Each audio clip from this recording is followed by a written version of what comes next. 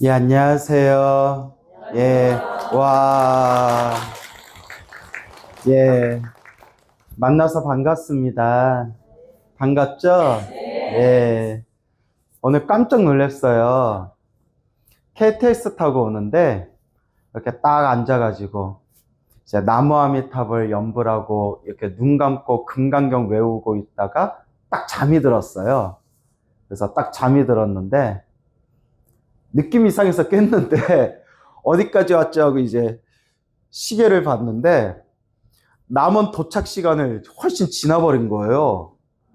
야, 난리 났다, 난리 났다. 어떡하냐, 이거, 어떡하냐, 이거. 스님한테 전화해야 되나, 어떻게 해야 되냐, 뭐 어쩔 줄 몰라 하는데, 남은 전이 어디죠? KT, 전주예요. 제가 가는 길은. 이제 전주래요. 깜짝 놀라가지고, 이거 어떻게 된 거냐, 이제 했더니, 36분인가가 지연이 된 거예요. 그래서, 늦긴 늦었지만 다행이다. 저는 자다가 지나친 줄 알고. 그러니까 예를 들어서 뭐 9시 20분에 도착 예정인데 시계를 봤더니 막 뭐 9시 막 40분 이런 거예요. 그래서 야, 이거 어떡하냐 이랬는데 30분 지연됐다고. 그래서 아이씨 이러면서 부셔버리네. 아주 그냥 사람 놀라게 하고 있어. 막 이렇게 속으로. 그래서 이렇게 본의 아니게 좀 늦었어요. 지연이 돼서. 그래서 어떻게 오늘 눈길 오는데 힘들지 않으셨어요? 괜찮으셨어요? 예. 그래서 오고 가는 길에 항상 편안하시길 바라고요. 이렇게 눈 오는 날에 그래도 이렇게 이 자리에 모여서 여러분들 뵈니까 참 반갑고 참 소중한 인연이다라는 생각이 듭니다. 그렇죠? 예. 기도를 열심히 해야 돼요. 무엇을 열심히 해야 된다? 기도를 열심히 해야 됩니다. 우리 중생이 살아가는 모습을 가만히 보면 우리 중생은 다 행복하기를 바라잖아요. 그렇죠? 근데 우리 중생이 살아가면서 항상 행복할 수만은 없잖아요. 그렇죠? 그러면 내가 행복해지기 위해서 어떻게 해야 되나? 이 불행에서 벗어나려면 어떻게 해야 되나? 수많은 생각이 들 텐데, 결국 불교에서는, 춥긴 추운가 보다. 콧물이 자꾸 나오네. 불교에서는, 괜찮아요, 괜찮아. 이제 틀어주는 거예요? 아까 틀었는데? 괜찮아요. 우리 불교에서는 행복도 불행도 누가 지은 업이다? 자기가 지은 업의 인연이다 이야기를 합니다. 행복도 불행도 누가 지었다? 내가 지었다. 그래서 여러분, 절에 열심히 다녀도 기도를 열심히 해도 나쁜 일은 생겨요. 그죠? 예. 저도 딱 오늘 가면서 나무아미탑을 연불하고 금강경 딱 기도하면서 갔는데 몇 분 늦었어요? 예, 36분이나 지연됐어요. 그래서 느낌이 금강경 읽다 졸아가지고 웃자고 한 말이고, 기도에도 나쁜 일은 생기더라. 그리고 여러분, 우리 주변에 있는 사람들 보면 기도 한 번 안 하고 절에 한 번 안 다녔는데도 좋은 일이 술술 풀리는 사람들이 있죠. 예. 기도를 이렇게 열심히 했는데도 왜 안 좋은 일이 생길까? 저 사람은 기도 한 번 안 했는데도 왜 저렇게 하는 일마다 잘 될까? 그것도 누구 복대로 사는 거예요? 딱 자기 복대로 사는 거예요. 누구 복대로 산다? 자기 복대로. 그 복은 누가 지은 거예요? 자기가 지은 것이다. 그래서 부처님 가르침을 제대로 공부하면 남을 원망하는 마음이 점점 사라진다 말씀드렸죠. 저런 사람 만난 것도 누구 업이구나? 내 업이구나. 내가 이런 일을 만나게 된 것도 누구 업이구나? 내 업이구나. 그럼 이제 누가 닦아야 되겠구나? 내가 닦아야 되겠구나. 그러면 닦기는 닦는데 닦는 방법이 많아요. 팔만대장경에 보면 84,000가지 방법의 수행이 있대요. 근데 가장 쉽고 불자의 첫걸음이라고 할 수 있는 방법이 바로 염불하고 기도하는 거예요. 뭐 하는 거다? 염불하고 기도하는 거. 그래서 기도에는 크게 4가지 방법이 있어요. 몇 가지 방법?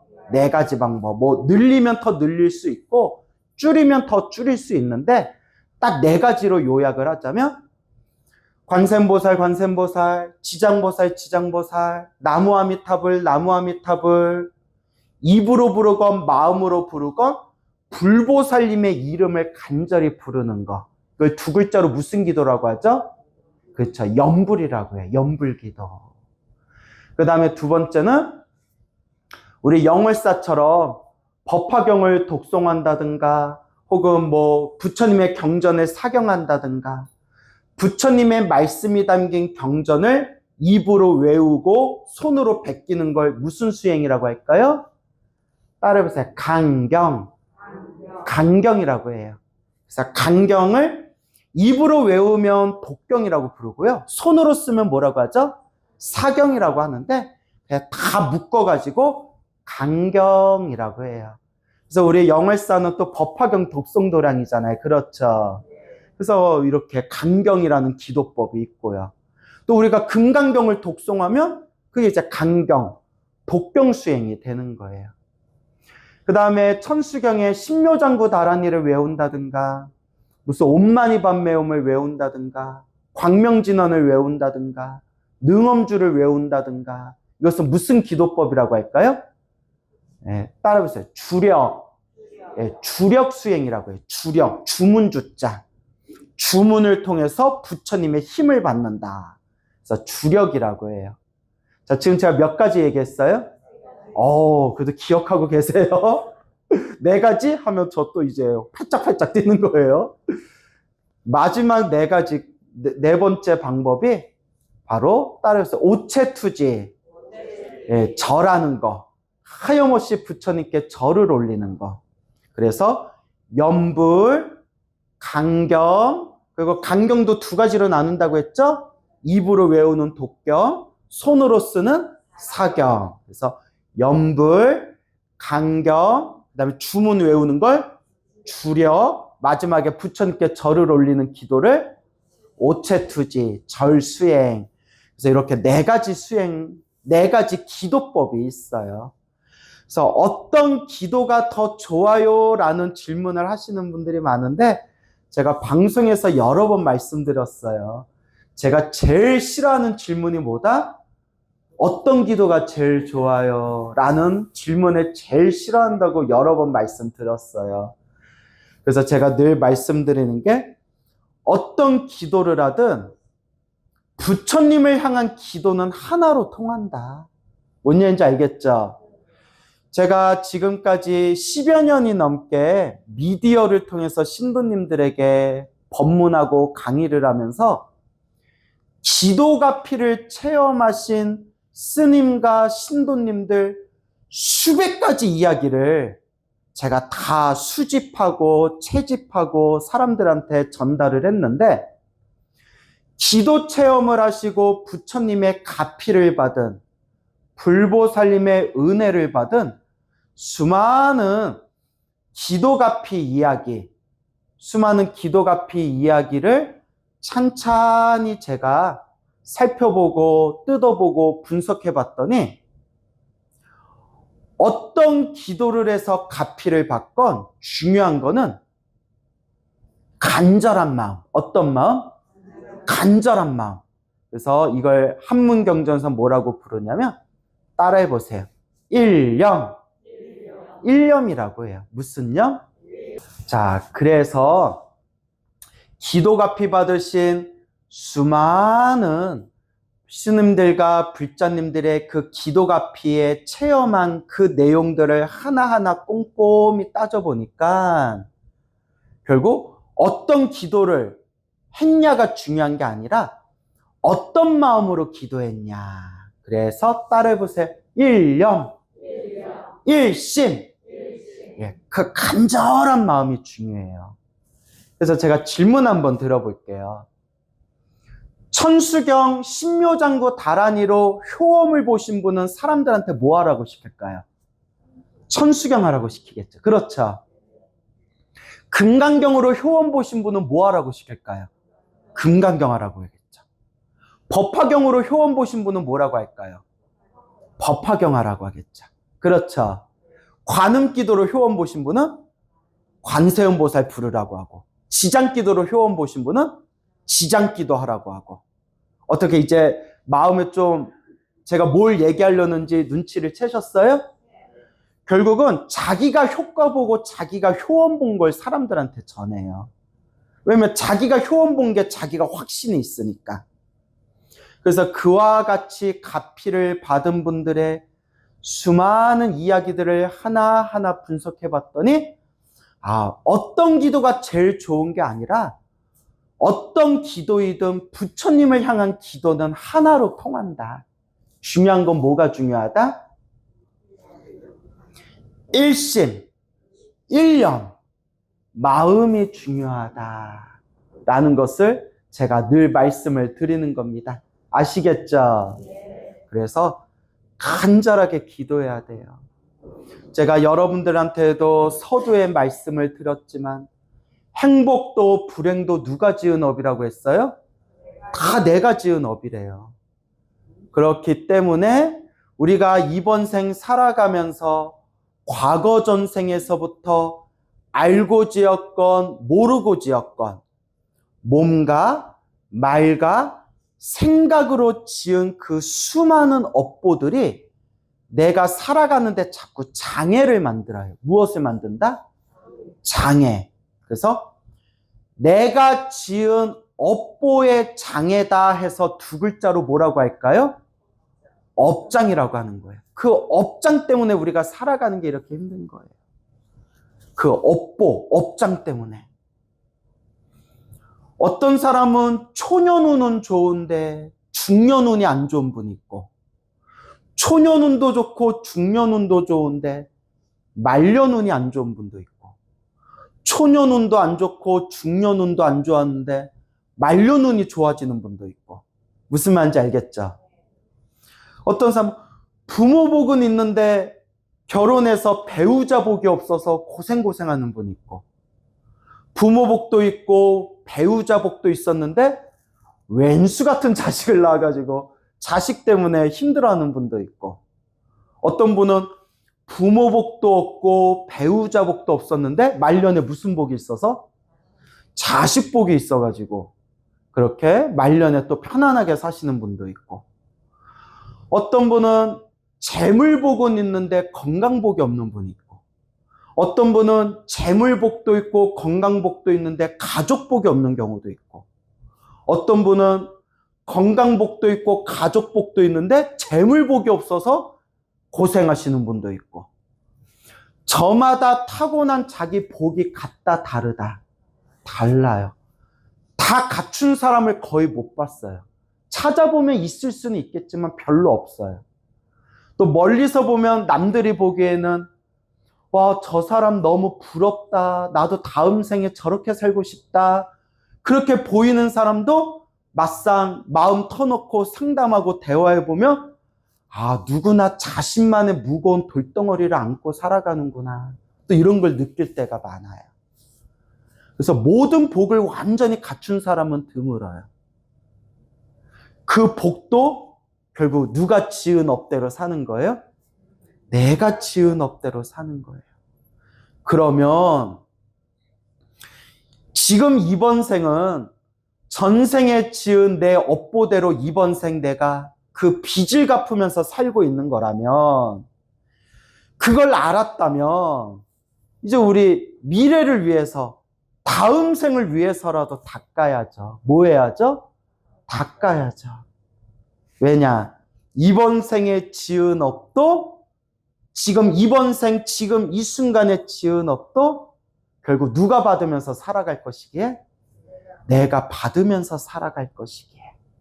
그래서 행복해지려면 업장소멸부터 해야 돼. 뭐부터 해야 된다? 업장소멸. 시작 없는 옛적부터 알고 지었건 모르고 지었건 몸과 말과 생각으로 지은, 제가 지은 이 업들을 참회합니다. 나쁜 업들은 싹 소멸되고, 그리고 앞으로 좋은 업을 많이 짓겠습니다. 그래서 한번 따라해보세요. 업장소멸, 공덕 닦기. 예, 복을 짓고 선업을 짓고 공덕을 닦아야 돼요. 딱 내가 지은 업대로 살아간다. 내가 지은 복대로 살아간다라는 믿음이 딱 쓰면 기도를 안 할 수가 없어요. 아, 전생에 내가 빚을 많이 졌나 보구나. 그래서 이렇게 콧물도 자꾸 나오나. 빚을 많이 져가지고. 아, 이거 사람 없어 보인다. 자꾸 콧물 나오니까. 예. 그래서 내가 전생에 지은 빚대로 살아가는구나. 그러니까 내가 지은 그 업장을 소멸해야 되겠구나. 아니, 괜찮아. 내가 뭐 말을 못하겠네. 괜찮아. 예, 그냥 나 이걸로 닦을게. 예, 아, 마이크가 차가워가지고. 예. 자, 그래서 항상 업장 소멸, 기도를 하고 무엇을 짓고자 항상 발언해야 된다? 복을 짓고자 발언해야 된다. 그러면 다음 생에는 더 무량한 공덕을 받게 될 것이고, 이번 생에는 기도해도 나쁜 일은 생겨요. 왜냐면 전생에 지은 업을 지금 받고 있는 과정이니까. 다만 크게 받을 걸 어떻게 받는다? 작게 받는다. 크게 받을 걸 작게 받는다. 이걸 명심하셔야 됩니다. 알겠죠?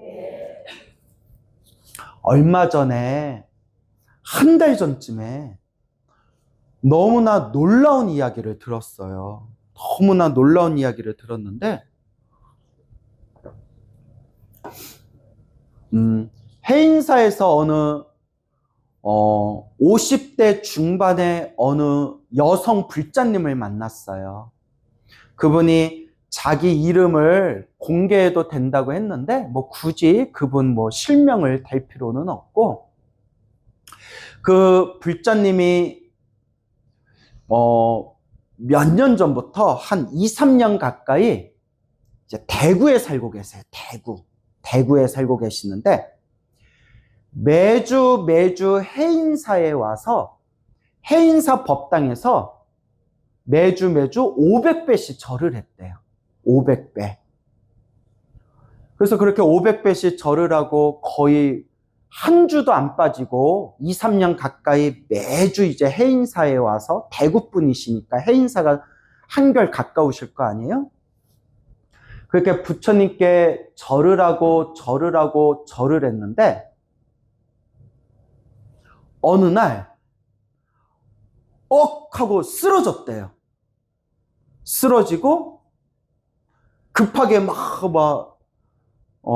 긴급 전화를 해가지고 가까스로 이제 응급실로 실려갔대요. 그리고 큰 수술에 들어간 거예요. 뇌출혈이었대요. 뇌출혈. 근데 여러분, 그렇게 2, 3년 동안 부처님께 신행생활하고 매주 해인사에 가서 500배씩 그렇게 열심히 절을 올렸는데 갑자기 난데없이 뇌출혈 걸리면 우리 불자들 입장에서 어떤 생각 들까요? 얘라이 영험 없다. 절에 못 다니겠다. 야. 그것도 안 막아주시냐? 이런 생각 할 수도 있죠. 근데 제가 말씀드렸죠. 크게 받을 걸 어떻게 받는다? 작게 받는다. 치료가 잘 되고 후유증까지 없대요. 근데 의사가 이렇게 얘기했대요. 기적이라고. 정말 기적이라고. 엄청 행운이라고. 너무 상태가 나빠가지고 정말 깨어나지 못할 수도 있는 상황이었고 크게 터졌나 봐요. 깨어나지도 못할 상황이었고 깨어났어도 평생 후유증으로 반신불수가 될 수도 있는 상황이었는데 너무 기적같이 깔끔하게 치료가 잘 됐대요. 정말 행운이라고. 우리 딱 요 얘기만 들으면 또 그래도 부처님께 내가 기도한 공덕이 있구나 또 이런 생각이 들죠. 사람만 이렇게 왔다 갔다 해요. 예? 언제나 부처님이 그것도 안 막아주시냐? 이런 생각 들고 또 좋은 얘기 들으면 그나마 기도한 공덕으로 부처님이 나를 이만큼 보여주셨구나 이런 생각도 들겠죠. 그죠? 이게 중요한 게 아니에요. 요런 얘기는 하도 많이 들어서 별 대단할 것도 없어요. 물론 감사하고 너무나 고마운 일이지만 너무나 이런 큰 사고를 당할 뻔했는데 몸이 무사했다느니 이런 얘기는 너무 많이 들어가지고. 그런데 더 놀라운 얘기가 있어요. 그 불자님 아버지도 50대 뇌출혈로 갑자기 돌아가셨대요. 약간 유전기가 있었나 봐요. 그래서 이번에 뇌출혈로 병원에 가서 수술을 받고 치료하는 과정에서 깜짝 놀랄 만한 질환을 발견하게 돼요. 저도 처음 들어봤는데 희귀병이래요. 인터넷 치면 나오는 희귀병이래요. 경막의 동정맥류라는 뇌혈관 희귀병이 있대요. 인터넷 치면 나와요. 그걸 딱 판정을 받았는데 그 보살님이 내가 그분 말을 안 믿을 일이 없는데 혹시라도 자기 말 못 믿을까봐 자기가 그 뇌혈관 희귀 질환에 걸린 진단서를 스마트폰에 찍어서 그걸 가지고 다니면서 저한테 보여주시더라고요. 그래서 제 말이 거짓말이 아닙니다. 그래서 저도 제 스마트폰으로 찍어놨거든요. 그래서 나중에 인터넷 검색해봤더니 상당히 유명한 뇌혈관 그런 난치병이더라고요.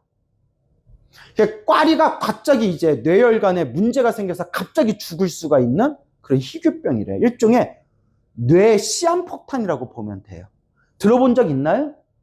예, 그래요. 그래서 그걸 이제 시술을 받아야 되니까 머리끝에서 발끝까지 일단 검사를 한번 쫙 한대요. 뇌 예민한 부분을 건드려야 되기 때문에 몸에 지병이 있는가 없는가 이 뇌 시술에 들어가는데 몸이 감당할 수 있는가 없는가 그렇게 머리끝에서 발끝까지 한번 다 검사를 다 한대요. 검사를 다 받고 사진까지 딱 보여주셨는데 수술 직전에 이제 턱에 철가면처럼 아이언 마스크 철가면처럼 턱 밑으로 목으로 해가지고 그 철로 된 고리로 딱 이렇게 몸을 고정시켜요. 그리고 머리에도 고리를 달아가지고 볼트로 여기 머리를 뚫는 거예요. 볼트로 머리를 이렇게 뚫어요. 그럼 그 안에 뭘 선을 넣고 뭐하고 이렇게 시술을 해야 된대요. 대충 무슨 말인지 알겠죠? 저도 설명만 들어가지고. 그래서 수술에 딱 들어가서 그 마지막 수술 이렇게 이렇게 머리에 볼트까지 이렇게 이제 쪼여가지고 아이언 마스크처럼 철가면으로 턱하고 목을 딱 쪼아가지고 이제 시술에 들어가는 것까지 이제 사진을 딱 찍어놨어요. 이게 제 모습이에요. 안 보여줘도 되는데 이거 제 말이 거짓말이 아니에요. 막 보여주시더라고요. 됐다고. 근데 그렇게 딱 이제 눈을 감고 시술에 딱 들어갔는데 이제 머리에 구멍을 내고 거기에 이제 의사가 이제 시술을 해야 되는데 시술 직전에 의사가 스톱! 멈춰라. 수술 다 취소. 그 자리에서 취소했대요. 몸 검사 다 하고 턱하고 목 쇠로 고정하고 머리까지 이렇게 이제 볼트로 조여놨는데 멈춰라! 스톱! 그 수술이 중간에 끝난 거예요. 시작도 하기 전에 딱 끝난 거예요. 그 보살님이 환자가 딱 정신을 차렸는데 수술을 안 한 거예요. 그렇죠? 그러니까 이제 간호사분들이 우리 의사 선생님이 기다리고 있다고 가서 이제 상담하시라고. 그래서 이 의사 선생님 자기 수술을 맡아주신 시술하기로 해준 의사 선생님하고 딱 앉아서 이야기를 하는데 첫 마디가 묻지 마세요. 이러더래요. 이유를 묻지 마세요. 원인을 묻지 마세요. 나도 모르겠습니다. 이러더래요. 그 첫 마디가 나도 모르겠습니다. 이거는 학계에 보고해야 할 희귀 사례입니다. 하면서 딱 한 얘기가 경막이 동정맥류 희귀 질환이 싹 사라졌대요. 싹 사라졌대요. 예, 갑자기 박수? 예. 믿습니까, 여러분? 허허허허는 안 믿으셨어요. 싹 사라졌다는 거예요. 그러니까 그분이 자꾸 진단서를 보여주고 자기 수술 직전 들어가기 전에 모습 보여준 게 누가 이런 얘기를 믿겠냐는 거예요. 누가 이런 얘기를 믿겠냐는 거예요. 그 순간 눈가에 눈물이 촉촉하게 맺히면서 부처님 은혜로 이 병이 싹 나았습니다. 부처님 은혜로 제가 가피 받았습니다. 제가 스님 법문 들으면서 그 수많은 가피 이야기 저는 조금도 의심이 없습니다. 누가 체험했기 때문에? 자기가 체험했기 때문에. 하면서 당신 이름 이아무개, 대구에 살고 있는 이아무개, 자기 실명까지 방송에서 다 얘기하셔도 됩니다. 했는데 굳이 그렇게까지 할 필요는 없을 것 같고 그분도 이제 또 개인 프라이버시가 있는데 온몸에 제가 소름이 다다다다다다 돋으면서 우와 대박, 야 정말 참 신기한 일들이 있구나. 이렇게 신기한 일들이 있구나. 의사도 모르겠대요. 그러니까 의사 첫 마디가 뭐였다고 했어요? 이유를 묻지 말라고. 나도 모르겠다고. 그 뇌혈관 희귀질환 치료하기 위해서 얼마나 많이 검사하고 또 아주 예민한 시술이기 때문에 머리끝에서 발끝까지 다 검사하고 몇 번이나 의사가 심사숙고하지 않았겠어요. 그렇죠? 뚜껑 딱 열고 이제 수술 들어가려는데 흔적도 없이 사라졌대요. 부처님 가피가 있구나. 뭐가 있구나? 부처님 가피가 있구나. 정말 부처님 가피가 있구나. 근데 희한한 게 있어요.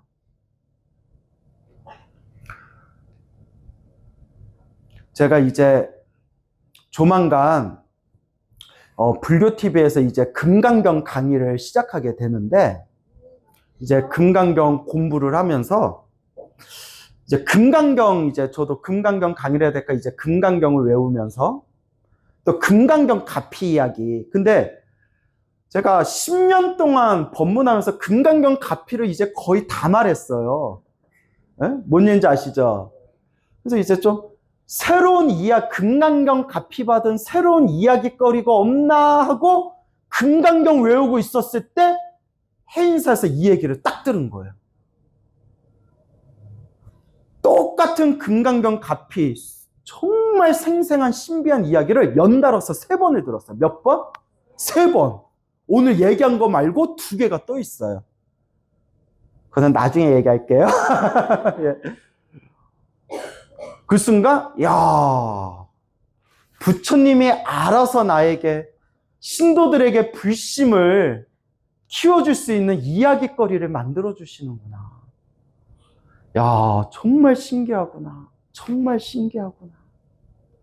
그래서 보살님 말씀 믿습니다 하는데 저도 막 눈가에 눈물이 맺히려 그러고 막 하늘도 울려 그러고 땅도 울려 그러고 지나가는 뭐도 깨구락지도 네?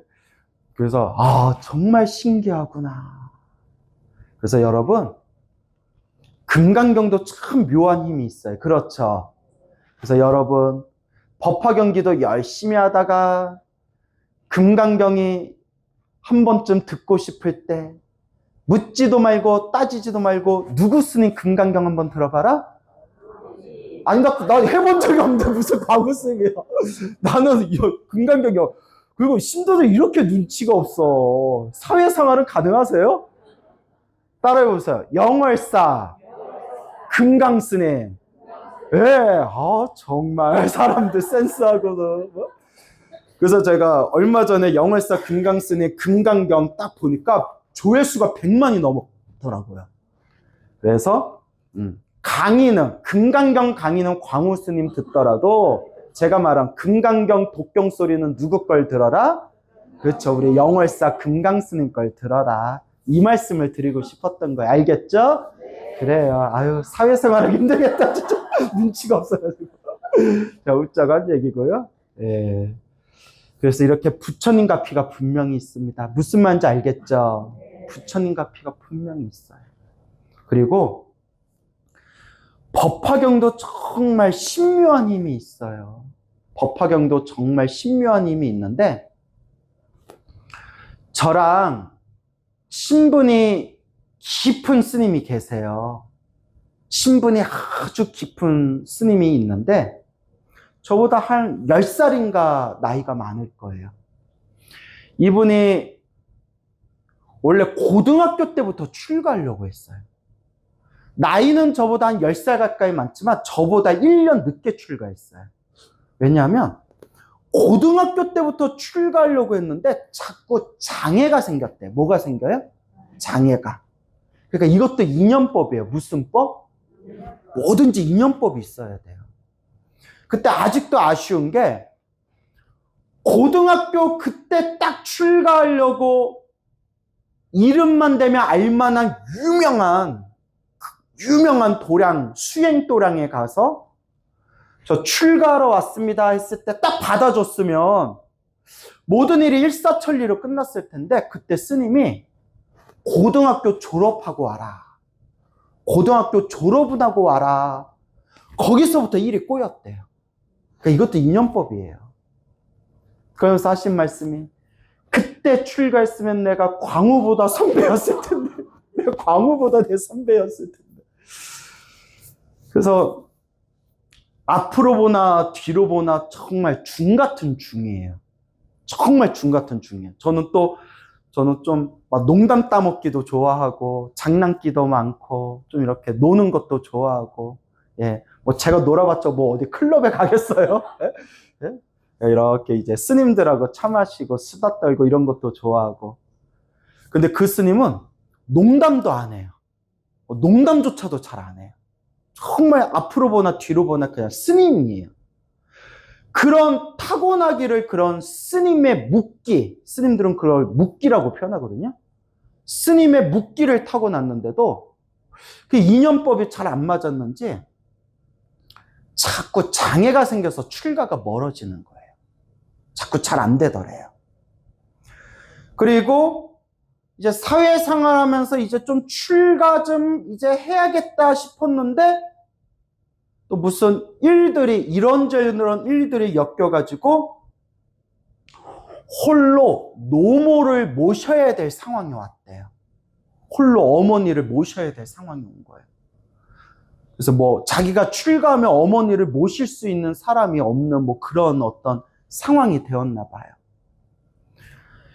이번 생엔 내가 출가가 안 되겠구나. 이번 생은 내가 출가가 어렵겠구나. 대신 내가 머리는 깎지 않았지만 사회생활하고 어머니 모시면서 머리 기르면서 내가 수행자처럼 살아야 되겠다 결심을 했대요. 그래서 사회생활하면서도 오신채조차 안 먹었대요. 오신채. 파마늘조차 안 먹고 김치도 파마늘 들어가 있으면 김치도 물에다 이렇게 씻어 먹고 그때 몸이 많이 무너졌대요. 사회생활하고 과로하면서 음식도 철저하게 그냥 생으로 채식을 하다 보니까 그때도 좀 건강이 많이 안 좋아지고 그런 와중에서도 전국의 큰 스님들을 찾아다니면서 그렇게 참선 수행을 많이 했대요. 그때 그 당시 지금 이름난 돌아가신 유명한 큰 스님들은 다 만나봤대요. 그렇게 이제 공부를 하던 터에 어느 날 한참 머리 기르고 사회생활하면서 어머니 모시고 수행하고 있었을 때 저 어디에 산사에 작은 암자에 비구니 스님이 계시는데, 연세 있는 지긋한 나이의 비구니 스님이 계시는데 도력이 깊고 신통력이 있다라는 소문을 딱 들었대요. 그래서 한번 이제 만나보고 싶잖아요. 그렇죠? 그래서 물어서 이제 딱 만났는데 그 비구니 스님이 당신이 참선 수행을 정말 열심히 하다가 비구니 스님이 딱 벽에 부딪혔대요. 수행의 벽에 부딪혔을 때 100일 동안 간절하게 관음 기도를 올렸대요. 수행의 벽에 부딪혀서 방황하다가 더 이상 발전이 없으니까 너무 답답해서 관세음 보살님, 저에게 길을 일러주세요. 100일 기도 회양 날에 생생하게 꿈에 관세음 보살이 나타나셨대요. 그리고 법화경을 수행해라. 법화경 수행해라. 딱 이렇게 관세음 보살님이 가르침을 주셨대요. 그래서 지금은 불교 서점에 가면 큰 스님들이 법화경 번역들을 많이 해놓고 불교학자들도 요새 다 법화경 번역을 해놔서 제가 본 법화경 번역책만 10권이 넘거든요. 10종이 넘어요. 근데 몇십 년 전에는 책이 귀했어요. 그렇죠, 여러분? 그래서 그 비구니 스님이 기도하면서 간절하게 기도하면서 법화경을 한글로 번역을 하셨어요. 법화경을 한글로 자기가 이렇게 번역을 하고, 그리고 법화경 기도를 간절하게 하면서 엄청나게 큰 힘을 얻은 거예요. 그래서 그 거사님이 이제 머리 기르고 어머니 모시고 수행하고 있던 그 거사님이 비구니 스님을 딱 만나서 이제 대화를 나눴는데, 이 젊은 거사는 참선이 최고다. 참선에서 마음을 깨달아야 된다. 참선이 최고다. 그 비구니 스님은 나도 참선 다 해봤다. 참선해봤지만 결국 나는 벽에 부딪혔고 관세음 보살 100일 기도를 했는데 법화경 수행해라. 그래서 나는 지금 법화경 기도를 했고 법화경을 통해서 난 굉장히 큰 수행의 발전을 이뤘다. 이렇게 그냥 토론을 했나 봐요. 근데 답이 나와요, 안 나와요? 안 나오죠. 나는 참선이 최고다. 저분은 참선이 최고인 건 알지만 법화경도 중요하고 골고루 수행해 봐야 된다. 이렇게 이제 대화하고 있는데 비구니 스님이 이렇게 얘기하셨대요.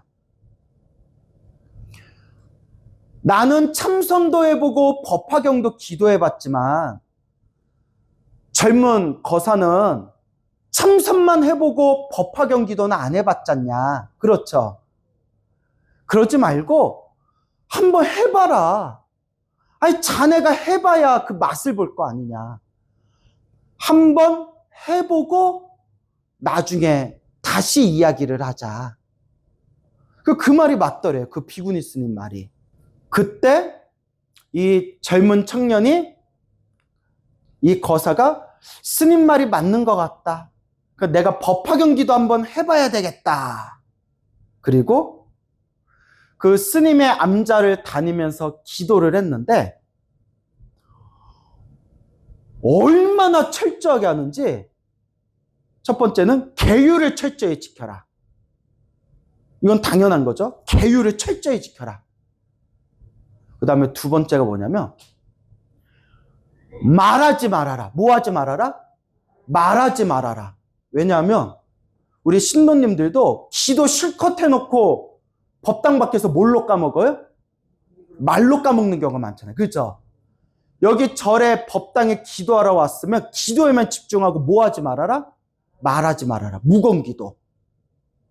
그 다음에 세 번째가 깜짝 놀란 게 기도하다가 화장실 갔다 오면 무조건 옷을 갈아입어야 된대요. 그러니까 하루에도 몇 번씩 옷을 갈아입는 거예요. 화장실 한 번 갔다 오면 옷을 갈아입고 기도해야 된대요. 대단하죠? 근데 저도 그렇게까지 할 필요는 없지만, 그러니까 마음가짐이 달라진다는 거예요. 뭐가 달라진다? 그러니까 요 절에서 기도할 때만큼은 한번 그렇게 해보자. 그걸로 신비한 가피 받으신 불자님들이 엄청 많은데, 이 청년 젊은 거사도 하는 얘기가, 자기가 평생 기도하고 참선하면서 그때 그 비구니 스님 절에서 법화경 기도하면서 그때 신비한, 말로써 정말 다른 사람에게 사람들이 믿지 못할 것 같아서 말할 수 없는 신비한 가피를 그때 다 체험했대요. 그때 다 체험했대요. 그때 법화경 기도가 정말 힘이 있구나. 너무 많이 체험했는데, 그 청년이 이제 하는 얘기가 저한테 직접 해준 얘기인데, 청주 사람이에요. 청주 사람인데, 법문을 너무 오래 해도 안 되겠구나. 분위기가 영 산만하다. 야, 예, 재미없어요? 예, 예, 그래요. 나만 열심히 떠드는 것 같아요. 그래요. 원래 법문을 한 4, 50분만 하는 게 원칙인데, 오늘 마지막 날이라서 큰맘 먹고 예, 법문을 열심히 했는데 다들 조금 추워하시는 것 같아서 괜히 미안하네. 빨리 정리할게요. 예. 아니, 여러분들 추워하는 것 같아서. 됐어요. 박수 치지 마세요. 이제 빨리 할게. 아니, 나도 춥고. 예, 그래서, 예. 자, 이거 알아서 편집 잘해줘요. 예. 또 광우씨 삐졌다. 또 그런 소리 댓글 안 달리게 편집 잘해요. 자, 이제, 예. 자, 그래서 그분이 청주 사람이에요. 청주 사람인데, 아직도 그분이 생생한 가피를 체험한 게, 오토바이를 타고 사거리를 달리고 있었대요. 무엇을 타고? 오토바이를 타고 사거리를 달리고 있었는데, 그때 정말 법화경 기도를 열심히 할 때였대요. 오토바이를 타고 이렇게 사거리를 달리고 있는데, 사거리 앞에 저 횡단보도가 있을 거 아니에요? 그래서 횡단보도 보고 이렇게 쭉 신호등 보고 달리고 있는데, 멀리서 검은 점이 보이더래요. 뭐가 보여요? 검은 점. 내가 그 얘기했다고 갑자기 리액션 좋아지는 거 보면 참. 네? 자, 그래요. 검은 점이 하늘에서 이렇게 점점 내려오더래요. 저게 뭐지? 하고 보고 있는데 까마귀가 내려오더래요. 까마귀는 색이 뭐예요? 네, 그래서 까마귀잖아요. 까맣다고. 네, 그래, 미안해요. 그래서 근데 까마귀를 실제로 보면 엄청 크대요. 하늘에서 까마귀가 날아오는데, 까마귀네? 까매서 까마귀? 뭐 이렇게 보고 있는데, 누구한테 와요? 오토바이를 타고 있는 자기한테 오더래요. 자기한테 확 오더니, 뭐야. 근데 중간에 멈출 수가 없잖아요.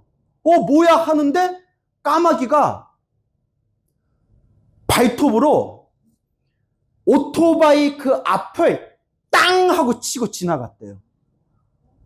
정말 심장이 먹는 느낌들은. 까마귀가 엄청 크대요. 너무 놀래서 속도를 막 줄여가지고 너무 놀라니까 신호등 앞에서 딱 멈췄대요. 신호등 앞에서 딱 멈췄는데 뭐지 하는 순간 신호등을 무시하고 눈앞에서 뭐가 지나갔을까요? 예전에 제가 법문했을 때 트럭이라고 했는데 얼마 전에 다시 만났거든요. 광우스님 버스야 이러더라고요. 그래서 쏘리 내가 착각했나 보다. 근데 뭐 트럭이든 버스든 상관없잖아요. 그렇죠? 네, 뭐 트럭이든 버스든. 네. 눈앞에서 큰 버스가 눈앞에서 웅 하고 지나가더래요. 그때 하마터스면 어떻게 될 뻔했어요? 정말 대형 사고가 났을 거예요. 저한테 집중해 준 얘기예요. 그 순간에 뭐가 나타났다? 그러니까 이걸 어떻게 이걸 사람들에게 납득하겠어요? 그때가 법화경 기도 열심히 했을 때래요. 하염없이 길을 가다가 까마귀가 오토바이를 땅 치고 지나갔을 때 오토바이를 멈췄는데 눈앞에서 대형 버스가 지나간 거예요. 그 이야기를 해주시면서 저한테 여러 번 얘기했어요. 법화경, 자기가 굉장히 많이 기도를 많이 해봤는데 유독 법화경 기도할 때 좀 신비한 체험을 많이 했다라는 이야기를 하더라고요. 이런 얘기 들으니까 또 오늘부터 뭐 하고 싶어요? 근데 또 아까 뇌혈관 질환 났다니까 또 무슨 기도 하고 싶어요? 그럼 또 오늘은 금강경, 내일은 법화경 이렇게 되는 건가요? 짬짜라 짬짜 짬뽕경 뭐 이렇게 되는 건가요? 그래서 이제 마지막으로 이야기를 마무리 짓자면 이 스님께 이 이야기를 듣고 제가 너무 감동을 받았는데 그 스님이 그 비구니 스님 밑에서 법화경 수행을 하면서 그 비구니 스님이 법화경 법공양을 많이 했대요. 자기가 번역한 법공양을 책으로 찍어가지고 사람들한테 많이 아마 한 수만 권은 법공양 했을 거래요. 그 비구니 스님이 돈만 생기면 법공양을 했대요. 그분의 원력이 이번 생에 법화경 불사하는 거. 그래서 자기도 이렇게 얼마 안 되지만 자기도 이렇게 이제 보시를 해가지고 그 스님이 법화경 책 새로 찍을 때 법공양 불사를 했는데 그때 자기 이름으로 법공양 불사한 그 법공양 법화경 책을 이렇게 항상 책에다가 여유분 한두 권을 항상 놓고 다녔대요. 그러던 어느 날 같이 기도하던 어느 스님이 자기가 차가 있으니까 그 거사님이 차가 있으니까 그 청년 거사가 차가 있으니까 스님이 우리 낙산사 구경 한번 가자. 낙산사 친견 한번 가자. 저 좋아요. 그리고 이제 스님 모시고 이제 낙산사를 딱 가서 낙산사 홍련암을 다 구경을 했는데 이게 몇십 년 전 얘기죠. 너무 도량이 좋더래요. 낙산사 가보셨어요? 도량 너무 좋죠. 영월사가 좋아요? 낙산사가 좋아요? 그렇죠.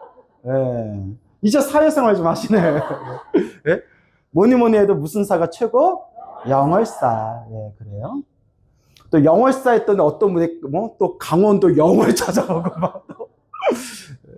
자, 그래서 낙산사 부처님께 법당에서 이렇게 기도하면서 자기 차에다 모셔뒀던 그 두꺼운 한글 법화경 법공양 책을 낙산사 법당에다 이렇게 올렸대요.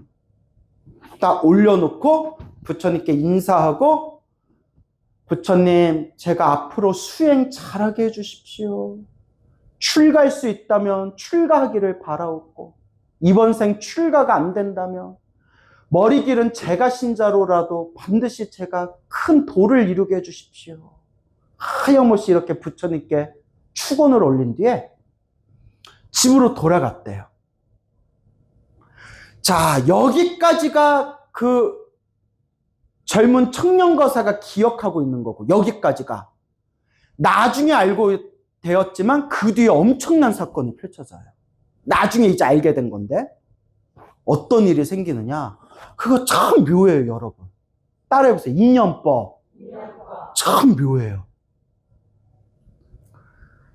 그때 낙산사에서 기도하던 비구니 스님이 있었는데 비구니 스님의 법당에서 기도하고 웬 처음 보는 두꺼운 책이 불단 위에 올려져 있으니까 뭐지 하고 봤는데 한글 법화경인데 한글도 번역이 너무 잘 돼 있고 굉장히 이제 한글 책도 두껍고 그래서 이거 주인 있어요 하니까 아무도 모른대요. 그래서 그러면 이 책 제가 가져갈게요. 이거 누가 뭐 읽으라고 올려놨나 보다. 그리고 비구니 스님이 그 법화경 책을 기도를 마치고 가져가서 방에 책장에 꽂아놨대요. 어디에 꽂아놨어요? 책장에. 그리고 딱 잠이 들었는데 이제 새벽 예배를 나가야 되니까 일찍 자야 될 거 아니에요. 불 끄고 잠들었는데 그런 일은 생전 처음 겪었대요. 자고 있는데 누가 문을 벌컥 열고 덩치가 큰 남자가 딱 비구니 쓴 방에 들어와서 그러니까 어머머 왜 이러세요? 이러면 안 돼요 하고 비구니 쓰면 놀랬겠죠. 당장 그 책을 제자리에 갖다 놔라 이러더래요. 근데 더러워서 진짜 비구니 스님이 속으로 그렇지 않겠어. 아우 더러워라 막. 그 책을 당장 제자리에 갖다 놔라 하는 순간 고함 소리에 깜짝 놀라가지고 깨보니까 생생한 꿈이었던 거예요. 너무 생생해서 막 경기를 일으켜가지고 새벽에 그 꿈 꾸고 나서 그냥 잘 수 있어요, 없어요? 왜 웬만하면 안 되죠? 옷 입고 그 자리에서 바로 갖다 놨대요. 바로 갖다 놨대요. 근데 안 가져간다, 이렇게 갖다 놨겠죠? 근데 느낌이 이 얘기를 들었을 때 신장님이었던 것 같아요. 누구? 신장님. 근데 신장님이 그럴 뿐이 아니신데 그 뒤에 묘한 이야기가 있어요. 어쨌거나 비구니 스님이 다시 책 갖다 놓고 뭔가 조금 소문이 돌았겠죠? 아무도 그 책을 안 건드리는 거예요. 모르겠어요. 하여튼 그 책이 며칠 동안 그대로 있었대요. 그러다 어느 노보살님이 와서, 그때는 노보살님이 아니었죠. 그때 아마 나이가 한 60대? 60대는 요새 아주 젊은 나이잖아요. 요새 60대 때 노보살이라고 하면 그거는 이제 이번 세 우리 인연 끊자라는 소리라고 하더라고요. 여기 60대 계세요? 60대?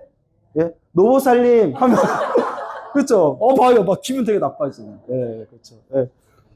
자, 그래서 이제 웃자간 얘기예요. 60대면 엄청 젊은 거예요. 근데 이제 그때 한 60대쯤 되는 보살님이 기도하러 오셨는데 그분이 신묘장구 대다라니로 큰 힘을 얻은 보살님이었대요. 그래서 지금 돌아가신 유명한 큰 스님들한테도 수행예에 대해서 인정받은 보살이었대요. 그래서 그 웬만한 노스님들, 옛날 큰 스님들은 아무개보살 하면 아실 정도로, 그러니까 여러분 머리 길은 제가 신자들 중에서도 이렇게 깊이 들어가신 분들이 있어요. 신묘장구 대다라니로 아주 깊은 경지에 들어가신 분이 있어요. 저희 아버지 스님도 평생 신묘장구 다라니 기도해서 엄청난 가피를 체험하셨는데, 그래서 저희 아버지는 항상 신도들한테 신묘장구 대다라니 외우라고 해요. 여러분들, 오늘은 나 신묘장구 대다라니 듣고 싶다면 누구 거 들으면 돼요? 그렇죠. 이제 사회생활이 되는 거예요. 영월사 금강스의 신묘장구 대다라니 21독 있죠? 예, 금강경도 21독 있더라고요. 대단한 거예요. 그래서 그 보살님이 오셨는데 앞에 딱 법화경책이 있으니까 그 법화경책을 딱 보는데 내용이 너무 좋더래요. 이거 가져가도 돼요? 아니, 가져가시라고 하면서 그 이야기를 들은 거예요, 노보살님이. 그 비구니 스님이 가져갔는데 당장 제자리에 돌려놔라 했던 책이라고. 와, 그 여러분들 가져갈 것 같아요? 안 가져갈 것 같아요? 에이, 그러니까 발전이 없어. 그래요? 여러분, 그 정도 책이면 진짜 영험 있는 책이잖아요. 되든 나중에 돌려놔라 하면 돌려놓더라도 일단 가져가야죠. 그 정도 책이면 진짜 영험 있는 거잖아요. 뭔 얘기인지 알죠? 그때 나도 안 가져갈 것 같아.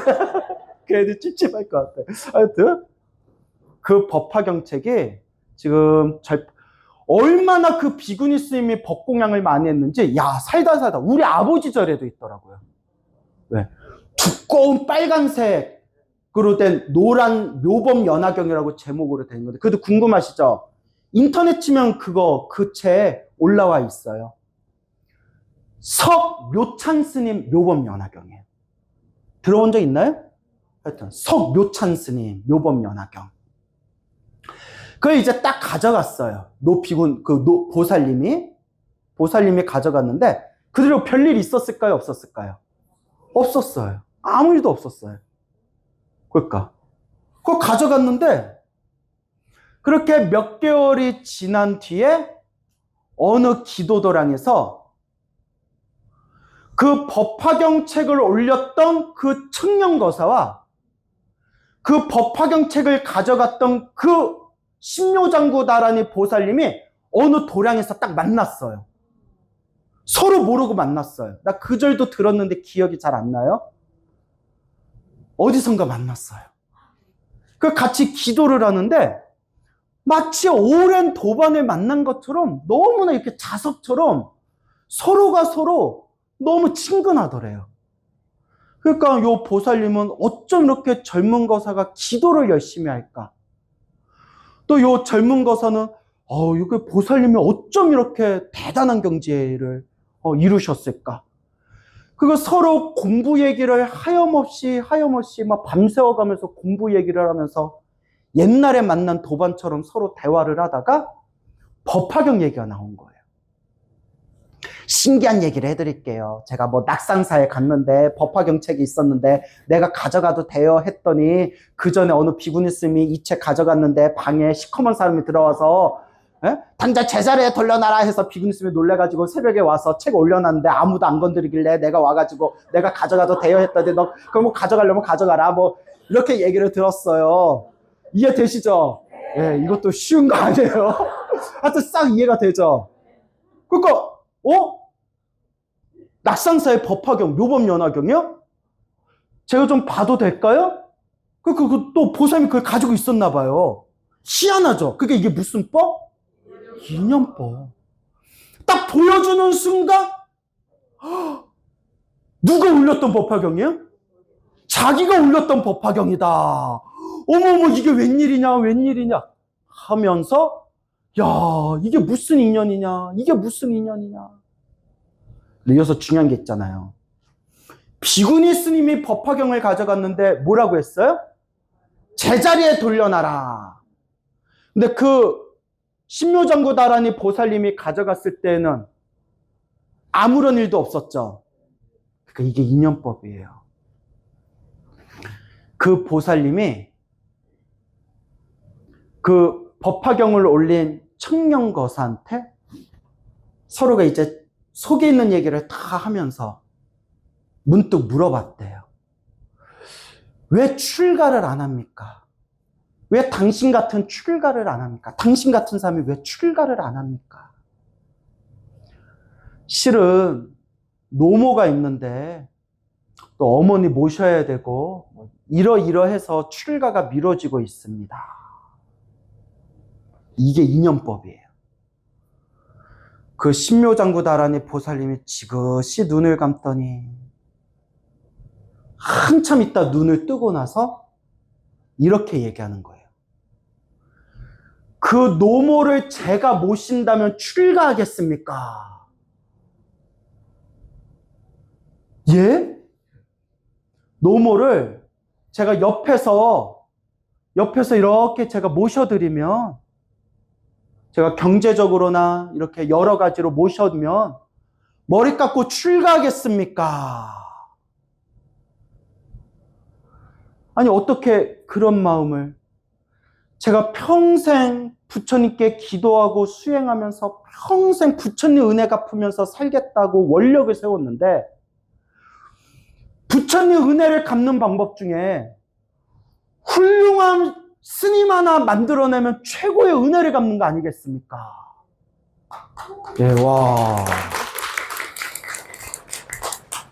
우리 거사님이, 젊은 거사님이 스님이 되신다면 정말 수행 잘할 것 같습니다. 출가하시겠습니까? 그래서 나보다 1년 늦게 출가했다. 지금도 평생 선방 다니면서 해인사에서 머리 깎고 출가해서 해인사에서 행자 생활 하시고 해인사 강원 4년 공부하고 해인강원 나오시고 지금까지 옆도 돌아보지 않고 뒤도 돌아보지 않고 앞만 보고 오로지 선방에서 정말 착실하게 수행하고 계시는 원아무개 스님의 이야기가 되겠습니다. 와. 예, 오늘 추운데 긴 시간 이야기 들으시느라, 예, 참으로 고생스러웠지만 그래도 마음에 심심은 나죠? 나 이 얘기 듣고 울을 뻔했어요. 예, 그래서 너무나 가슴이 뭉클해가지고, 야, 정말 부처님 가피가 있구나. 뭐가 있구나? 정말 부처님 가피가 있어요. 세상에 이런 법이 어딨어요. 이런 법이 어딨어요. 이제 신장님이 왜 그 책, 갖다 놔라 했는지 이제 아시겠죠? 신장님이 다 꿰뚫어보고 인연법을 만들어준 거예요. 얼마나 신기해요. 얼마나 신기해요. 이럴 때 제가 꼭 마지막으로 하는 얘기가 있습니다. 믿습니까, 여러분? 예. 그러니까 여러분, 예. 제가 수많은 절의 법문을 다니면서 너무나 훌륭하고 좋으신 스님들을 너무나 많이 봤어요. 그래서 스님들 한 분 한 분, 주지 스님 한 분 한 분 다 전법 포교하느라 애쓰고 훌륭하신 분들인데 또 유독 우리 젊은 비구니 스님계에 또 우리 영월사의 금강 스님 같은 분이 많다 드물다. 정말 드물어요. 이걸 우리가 뭐라고 표현하냐? 따라해보세요. 희유합니다. 예, 참으로 드뭅니다. 예, 희유합니다. 지금 이렇게 열심히 한결같이 기도하시는 분이, 물론 다들 스님도 훌륭하지만, 정말 이렇게 열심히 기도하시는 분도, 정말 어디서 만나 뵙기가 쉬운 일이 아니에요. 그렇죠? 그래서 제가 여러 번 얘기했지만, 영월사에 오면 정말 맑고 깨끗한 느낌이 들어요. 여러분도 그렇죠? 여러분 딴절 다니다가 다 이렇게 영월사 오면 맑고 깨끗한 느낌 들지 않아요? 예, 다들 신기가 있나 봐. 예, 웃자간 얘기고요. 웃자간 얘기고. 그 느낌이 뭐냐?